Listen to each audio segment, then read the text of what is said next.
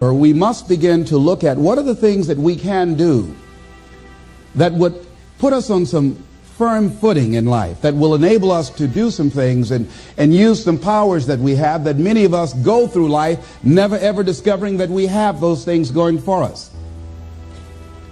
And part of that, I believe, is knowing what it is your life worth. What is it that gives your life a sense of meaning and purpose? Because once you find that, it puts you in your power place. See, if you know what your life work is, I encourage you to start working on it. If you can't do it all at one time, do just a little bit of it. And if you don't know what it is that you showed up to do, if you don't know why you're here, I encourage you to find out what your purpose is here. What is the meaning of your life?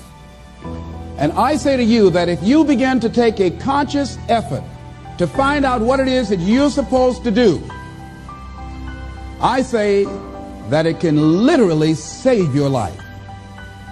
I said that it can literally save your life. See, when you're going someplace and you already know how much you're going to make, you already know how far you can go, you're in a dead-end position. It erodes your self-esteem. It lowers your sense of yourself. It creates some inner turmoil. It creates an emptiness in you. So I say that your life is worth finding what it is that you're supposed to do. Do find out what your work is and hold on to it, and don't let your dream go. Don't let it go. See, and here's something else I want you to begin to look at. Why is it that most people don't pursue their dreams or don't do better than what they're doing if they're capable of doing it? I think that many of us don't go the next step because we don't know what to do yet. And I say that the reason that we don't even explore the possibility of what to do is because subconsciously we don't believe that it can happen for us, and we don't believe that we deserve it. So here's what I'm suggesting. How much time do you spend working on you? How much time do you spend every day working on your dream? In the last 90 days, how many books have you read?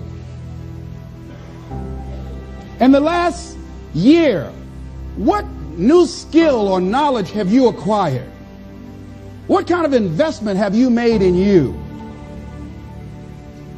So I'm saying that as you begin to look at where you want to go, if you want to make it today, and things are changing so fast you have to literally run to stand still, I'm saying that you've got to make some conscious effort to begin to work to develop you. Here's something else. Most people are not living their dreams because of fear, ladies and gentlemen. Fear, limited vision, and lack of self-esteem is what keep most people doing things they don't want to do. The same reason that people stay in relationships where they're abused or they're unhappy or it's unfulfilling. They can't see themselves beyond that relationship. They can't see themselves enjoying life without that person. They think that this is all that they can do. The same reason that people get stuck at a certain level in life. They can't see things being better for them. And they think that this is it and this is all they deserve. This is all they've ever seen. It's been passed on to them. And they think that this is it for them. Fear is the most subtle and destructive of all human diseases. Ladies and gentlemen, fear kills dreams. Fear kills hope. Fear puts people in the hospital. Fear can age you. Fear, ladies and gentlemen, can hold you back from doing something that you know within yourself that you're capable of doing, but it will paralyze you. And it seemed like you're in a hypnotic spell. And I ask you a question, what is the benefit? What's the benefit of allowing fear to hold you back? What's the benefit of giving up on yourself, of not stepping out on life and taking life on? What is the benefit for you? What's the plus in that? It's one of the things I had to ask myself. So I didn't want to make any mistakes. I wanted everybody to like me. I wanted to be perfect the first time I did something. It's not going to happen. You're going to make some mistakes. You're going to hurt some folks' feelings. You're going to create some enemies whenever you decide that you want to begin to take life on.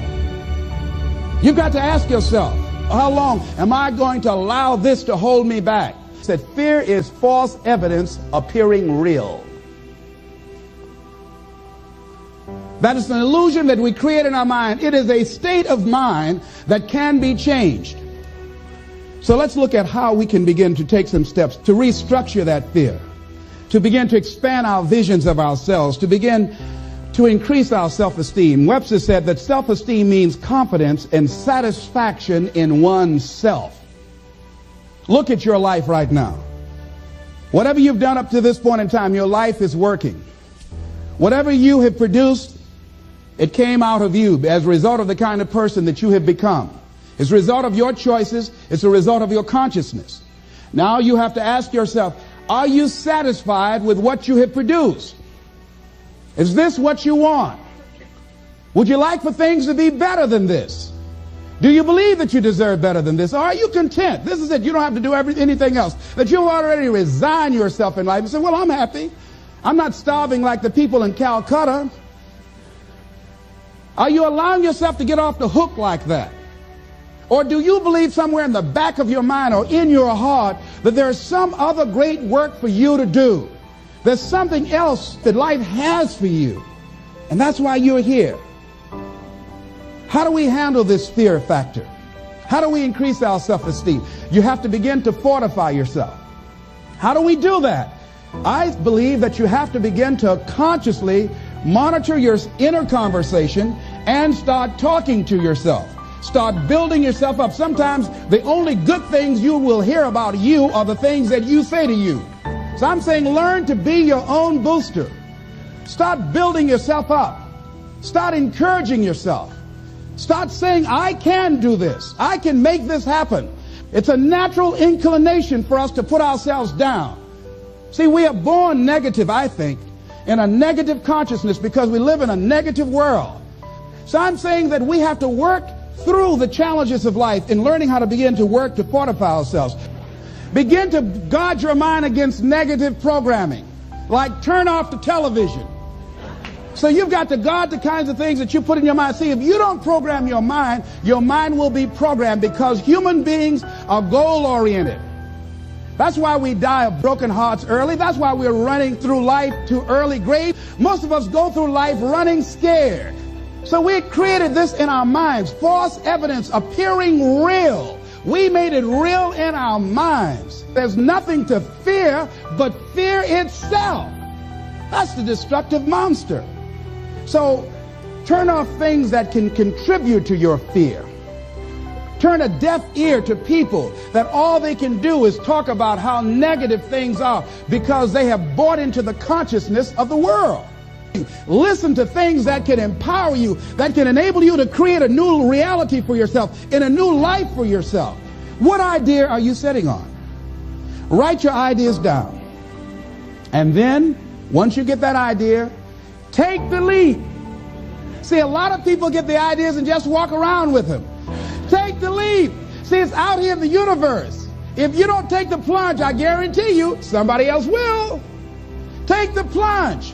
Go into action. And ladies and gentlemen, you will be surprised at how things will come together. You'll be surprised. Now, you're going to have some difficult challenges. I can tell you that now. Be aware of that. Things are not going to work out exactly right. For a time they will, sometimes. And that's when life is just playing a game with you.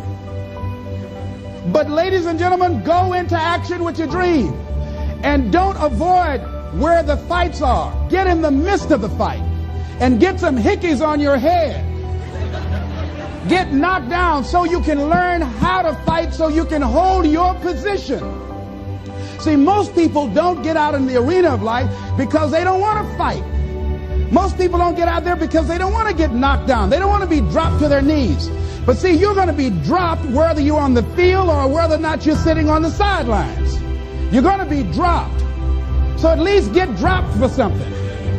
Don't get knocked down while you're sitting down. See, that's how most people are spectators in life. You don't want to be a spectator. You want to get out in the field where the action is. And you will be amazed. After the struggle, there will be a calm period and things will begin to click for you. Come out here with what you got. You don't have enough money? Don't worry about it. You got the dream. You got the idea. You don't have enough resources? Don't worry about it. You need some help? Don't worry about it. You get out here in the arena, someone will look at you and become inspired and say, hey, can I help you? But if you're sitting up on the bleachers, nobody's going to ask you anything.